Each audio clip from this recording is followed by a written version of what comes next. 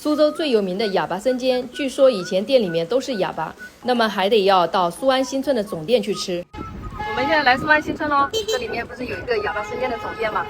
今天过来吃哑巴生煎。好多的外地朋友不知道这个里面在哪里的啊，都知道林顿路上那一家哑巴生煎，其实这边呢是总店。哦，有点老了，晓得了。晓得的。今天里面好像人不是特别多，赶紧进去看看。你看多啊？人不多，还好。看一下哑巴生煎的价目表啊。老板娘，帮我们来一份生煎，来一份牛肉粉丝汤。30了。对呀，把花弄下来。多久能煎好这一锅？多长时间？10分钟啊？7分钟就好了一锅啊？这么快啊？啊，好，谢谢阿姨哦，阿姨听见了，帮我解答一下。这个是打包的，这是哑巴生煎啊。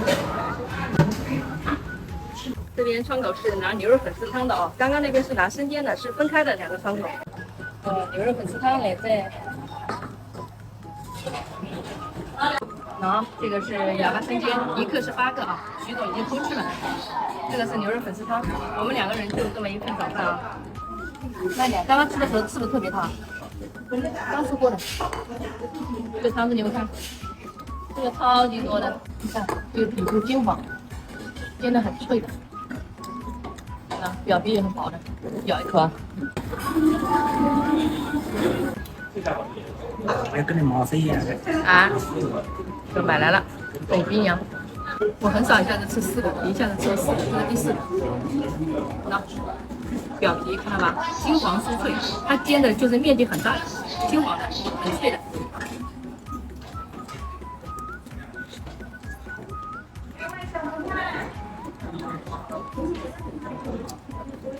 每一个都是这样，水准全部都要流出来了。